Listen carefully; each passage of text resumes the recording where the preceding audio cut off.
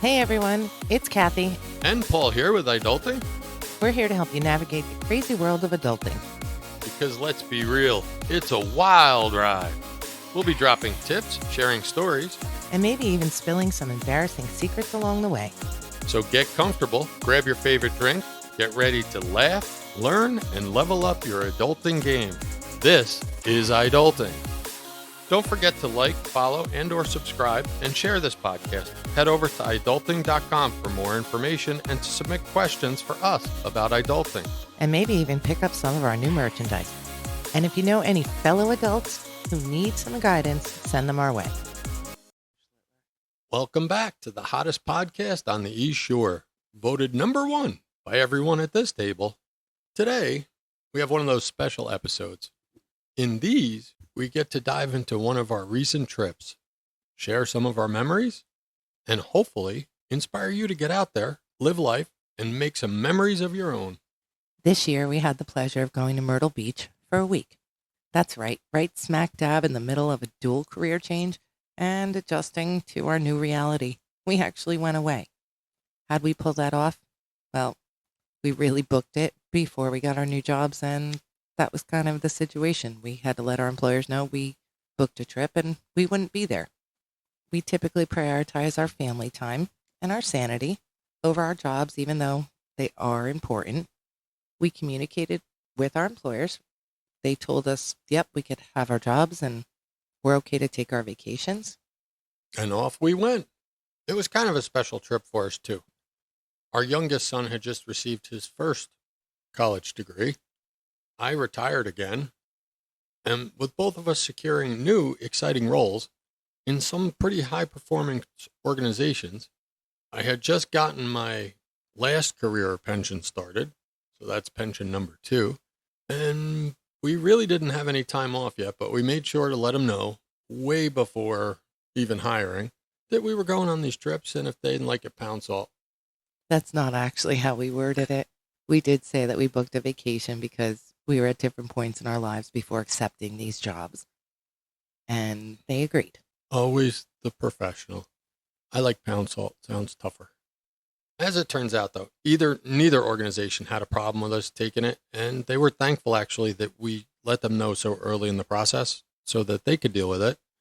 We had to make sure that we communicated fairly, firmly, and pretty often with the employers just to make sure they knew. For example, I said it during my follow-up interviews. I said it when I first got there. I said it 2 weeks before, 3 weeks before, the week of. How many times did you have to say it? Oh, I just told them right up front every single date, probably twice, when I was being interviewed. And then right after I got hired, they made sure they checked all the dates again that we wouldn't be there. I wouldn't be there. It's not our only trip this year either. No, and that's just how it goes. We unfortunately are. You're okay because you seem to earn time way better, quicker, faster than I do. I have a bionic job. No. But I just take a salary deletion because I'm not in a position to be paid for my time off just yet. So what I'm hearing is you say, I'm off. Go pound salt. No, I say I booked these trips and I appreciate you letting me keep them on the books the way they were scheduled so that it doesn't interfere. Somebody's got to pound salt here. How'd the trip go? It was great. You? Did you think it was great? I thought it was wonderful. We did start off with a little family drama hiccup in the beginning. Like we had to leave late. We always leave late. This was later than usual. This was later than usual. But I don't know if it really put us, even though it was a 45-minute drive to drive home our house guest that we didn't know was here when we woke up to leave. I don't know if it added an hour and a half to our trip. I think maybe 45 minutes. So I think the hypertensive crisis that caused me took years off my life. You think everything that doesn't go your way as scheduled, on time, as planned, is a hypertension, whatever you just called it, hiccup. Crisis. Crisis. That's because people need to pound more salt. The rest of the trip, any family drama was just your normal type. Yeah, siblings arguing and people not wanting to go to the same place to eat and all those great decisions. But we actually made a really good, solid decision was that from that point forward, where we wanted to eat, we would pick and tell them. There were no more choices. They just aren't good at all deciding the same thing at the same time. No, it inevitably, in our case, leads to somebody hating someone else for the next 3 hours, forever, 3 hours. forever, 10 minutes, whatever it takes. Pre-planning did help us tremendously. I'm a planner, so it was right in my wheelhouse. Finding our place to stay on the way down to prevent us from doing that marathon drive, driving down from New Jersey to South Carolina, was at one time a very easy get in the car, shoot down trip. Yeah, we're old now. It takes more than a day, I guess. My butt hurts. Well, and when the kids were little, we could drive straight through the night because they were asleep. And looking things up in South Carolina and Myrtle Beach to do, it's a cinch because there's so many things to do in Myrtle Beach. This time, we definitely leveraged our Hilton Grand Vacation membership. We booked the resort using our timeshare points, booked the hotels both on the way down and the way up using our Hilton Honors app, and even booked some of the activities that we did through our Hilton Grand Vacation Ultimate Experience portal. In addition, we also got some discounted activities from the coupon book that the concierge supplied to us at check-in. I think that covers most of the logistics. If you have any questions, feel free to reach out via our socials, our Discord server, or go to iDulting.com. At the bottom of the page, if you scroll down, there's a place to put comments. Well, let's dive into the trip now. Everybody's dying to hear. It's like the Griswolds go on vacation. I feel like every time we get in the car, like to go on any trip, it's the Griswolds family vacation. It could be us going to the corner market, and it feels that way. First day of the trip was our travel day. We were aiming for a 7 o'clock start. With that being said, the reason we aim for a 7 o'clock is to hope to be on the road by 7:30, 7:45. Turned out to be an 8:30 start, but we did all survive, and we got on the road. We had a great day for travel down. Thanks to our thorough, excellent pre-planning, we had our car charcuteries and snacks. PB&J seemed to be a big hit, not to mention the ice-cold beverages. Right. We wanted to save some time so that we could enjoy our stay at the hotel in between, and the kids could use the pool and get the most out of the time we had there for that one overnight. So we packed some lunch and some snacks and some drinks so that we didn't have to stop every hour or so.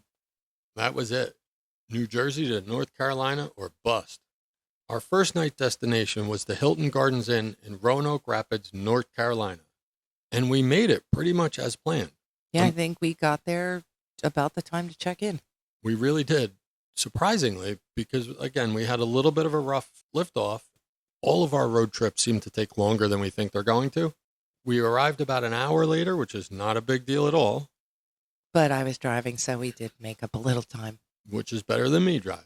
And you know what they say about plans. Everybody has a plan until they get punched in the face. This was our first experience checking into a Hilton property as Hilton Honors members. We don't work for Hilton, nor are we trying to sell you anything that he needs to keep promoting them so much on our podcast, but hopefully they're hearing it and they're going to send us a big fat check. Who knows? Maybe someday. And our kids thought the hotel was pretty neat. They certainly did. And although these are a bunch of little things, they add up to an elevated experience. It's why Hilton is known for being a better quality hotels. They really put an effort on service and making you feel at home. Now, I know what you're wondering. How the heck are you morons, Hilton Honors Gold members? We have a strategy. That strategy is that I can do a whole episode about it and tell you all the ins and outs. But in a nutshell, I set up a bunch of our monthly bills to be paid by it. The bill gets paid. Anything that doesn't charge me for using a credit card, I have put on the credit card. It gets paid, and I get Hilton Honors points at 6, 7, up to 12 points, 12 times the amount that we paid. And then I pay off the credit card every month. At first, it was really scary because I'm not used to having a credit card balance like that, but it's been working out, and we have a lot of points. We also, when we got our Amex, our Hilton Honors Amex, used some deals that they give you some statement credits for certain purchases things that we already buy and use. Like cable, our internet provider. We get a statement credit every month for paying it. It's like a discount. And the critical key here is that although we earn a lot of points because we use it to pay all of our bills, almost all of our bills, we pay it off every month. These are bills that we would normally be paying. That's a huge life tip. Don't ever carry a balance on a credit card. The interest rates on credit cards will absolutely eat you alive. We're not saying don't have a balance. If you're in a situation where you need groceries, you have no money, and you need to carry a balance and it puts you a little bit behind that month, carry it, but pay it off as soon as possible. Understand, interest rates on credit cards are somewhere around 30% depending on your credit card. That's a lot. That's 30 cents each dollar you borrow that you're paying in interest. Another travel tip we used on this trip is that we planned our travel backwards from check-in times. We did that, and we mentioned it briefly, to maximize the time we had at each destination so that we could enjoy the amenities that were there without being all crazy rushed. Kind of figure, since we're paying for them already, we should use them.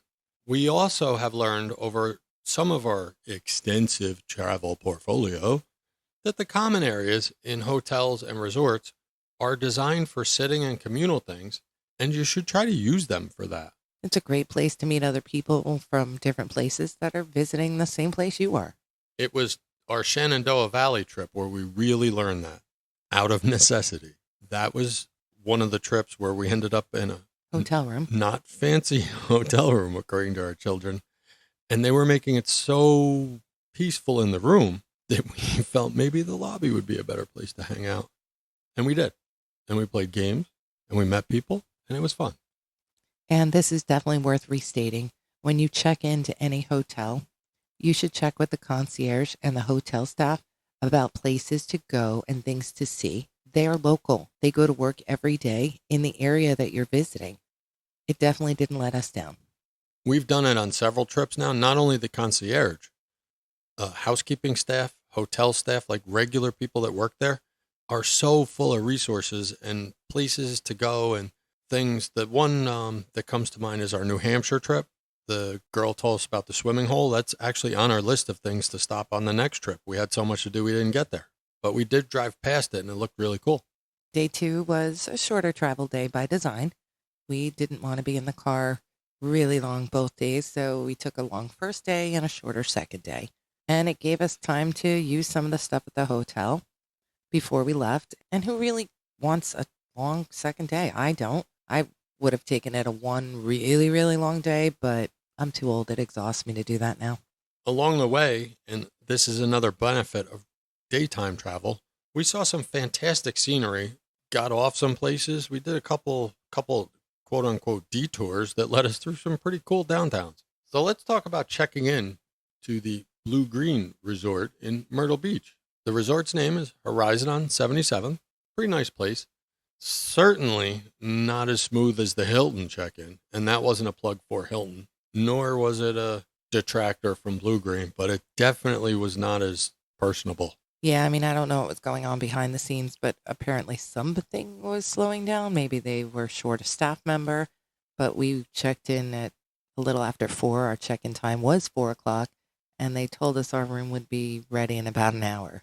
And kind of dropped the ball to it. They just left us hanging there. We knew, because we're owner-ish people in this, that we could use the amenities, but they didn't mention that. It was strange. If you didn't have any experience at all, you would have stood there staring at her like, well, what do we do? In fact, there was a poor woman that had gotten there at noon and her room still wasn't ready. I'm going to skip where it says that it's a Blue Green Resort, not a rebranded Hilton Grand Vacations. And I think we're witnessing why. I don't want to talk too much more about Hilton, so we're going to skip over that part. I think the reason that we waited so long and the other poor woman ahead of us waited so long is because they probably were understaffed and things weren't running smoothly, and that happens. We understand that. But they had an opportunity to turn that lemon into lemonade. They could have, set up something down by the beach or in a conference room so people could, be comfortable. They could have taken your luggage to your room and just had it waiting for you. There was probably some opportunities for them to make it better than the awkward standing around Right. I for an would have, hour. honestly, I even would have taken the woman saying, but feel free to use any of the resort amenities. Go exploring. If you have any questions, I'm here. It was just crickets. Room's not ready. What, 10 parties standing around in the lobby just staring at each other? We didn't stay in the lobby. We knew we could go check everything out, so we did. And to get into it now, it is Myrtle Beach. There's not a lot of room. Parking is tight. Fronts of hotels are tight. Everything is narrow and long. But when we were trying to park the car, check in, we had left the kids in the car, went up to check in, found out it was going to be a while. While we were up there, they were trying to have the kids move the car. They didn't move it far enough. One of the employees smacked my car. Brand new car. Brand new car. Got me hot for a minute, but it's over. Just not the experience I expected. And just that part could have been handled way better. Instead of the person being around slapping cars, maybe they should have told us there's parking in the garage that has gates for people to check in. Not a sign, not an instruction, nothing. Kind of dropped the ball there, Horizon 77. Okay, so what about our actual stay? Now we're checked in, we're in South Carolina. Let's move on. I'm still flushed over this whole thing. Someone needs to pound some salt here. What'd you think of our unit? It was great. It was great. It was a 2-bedroom Sweet. suite. Well, I don't know, because I didn't get to see other ones. It was nice, very nice. I didn't say it was sweet. I said it was a suite. It had a living room, kitchen, 2 bedrooms, 2 bathrooms. Oh, that's the definition of sweet? Mhm. Sweet. And what did you think about the resort itself? Thought it was okay. A little bit dated. Could use some updating, but it's Myrtle Beach is a really high volume, high turnover place. Lots and lots of people there. The location of Horizon 77 on 77, it's on 77th Ave in Myrtle Beach proper, but it's so far, is it north, I think? I don't know if we're north or south. It's not near the center of all the activity and the boardwalk and the trouble, as we found out. It's right next to some very affluent neighborhoods, I'll say. The development across the street, just across the street that the resort's on, had some giant homes and a golf course. While we were there, we did a few things. We went deep sea fishing. And everybody caught something. And our 20-year-old caught a huge 21-inch flounder, which they beautifully filleted for us. We took it home to our room, which thank God had a kitchen, and cooked it up for dinner. And it was enough for all 5 of us. With leftovers. It was a giant flounder. We met a couple while we were deep sea fishing from West Virginia that, in an example of how small the world is, we ran into later in the same trip. Yeah, at Broadway on the beach, right? Yep. We did have another one of them, their owner reviews. Got to fully take advantage of your, I don't know what to call it, bribes when you're on these trips. I do want to say kudos for the golf tip. It has helped straighten out my slice. We went to Boardwalk on the beach. Paul got to buy some marshmallow peanut butter sauce. It's delicious, and it's in my protein ice cream as we speak, freezing for tonight, too. It's kind of like we in the North call it a fluffernutter, marshmallow and peanut butter sandwich. This is the marshmallow and peanut butter mixed together in a jar. That's right. The guy in the store, when I went, oh, I have to get this. And he went, Fluffernutter? I went, hell yeah, Fluffernutter. He says, you're from up north, aren't you? If you read the jar, it's an Amish delicacy often served at weddings and things like that. It tells you on the label. But it's delicious. We also went to a jerky store, which, believe it or not, was kind of cool. I like jerky. My son likes jerky. My husband likes jerky. I think even my girls do. We're all jerky fans. But this particular store had so many choices.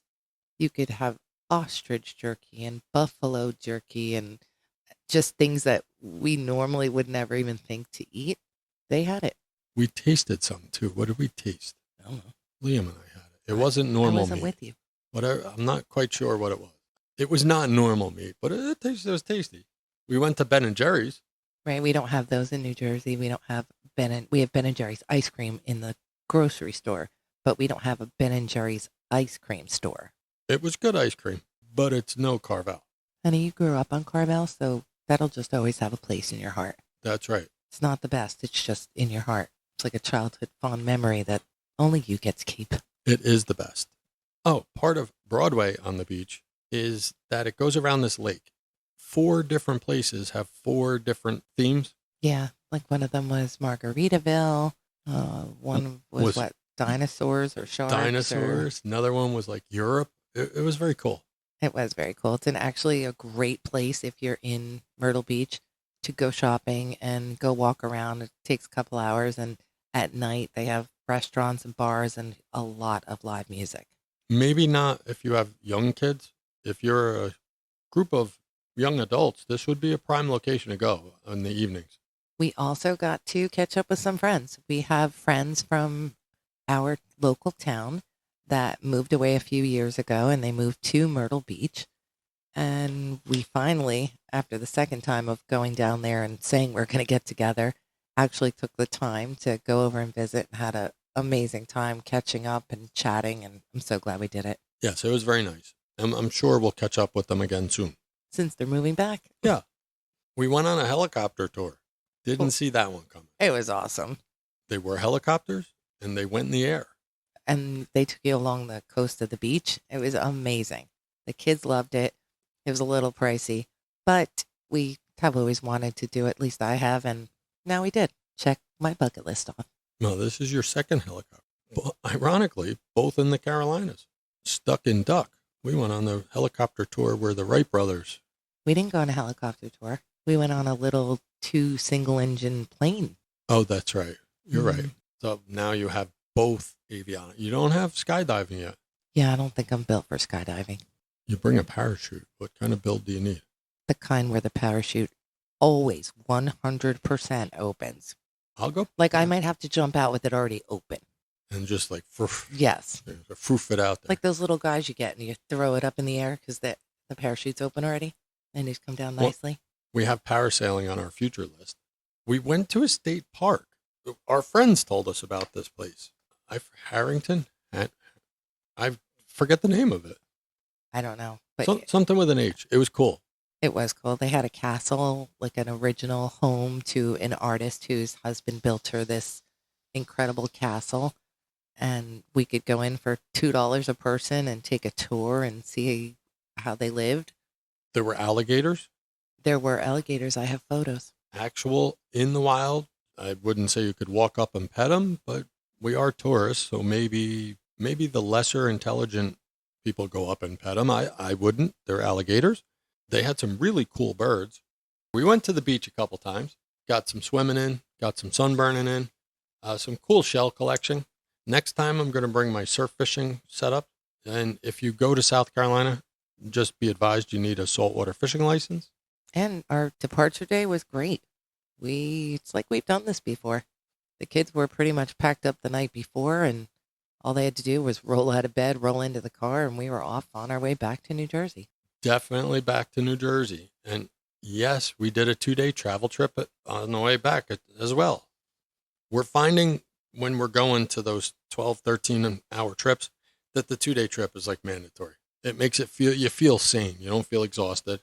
The longer first day to a pretty cool destination, we stayed in Harrisonburg, Virginia, but that's not why we went there. The hotel there was cool too.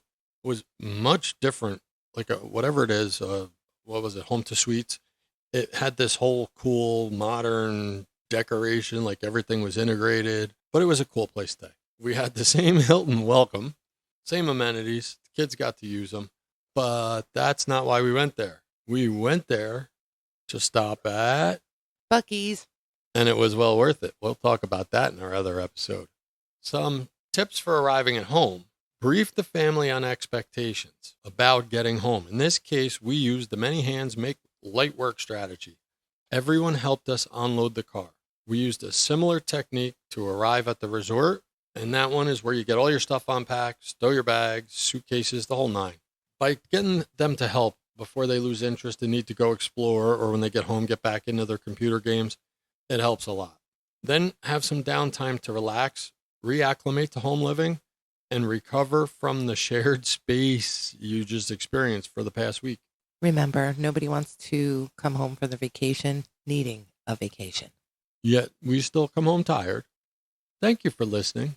I hope you enjoyed this travel episode, and we'll talk to you on travel episode part duo, where we discuss our dining experiences up and down the Eastern Seaboard. Just remember, you've got this, iDults. Keep your head up, your spirits high, and keep adulting with us.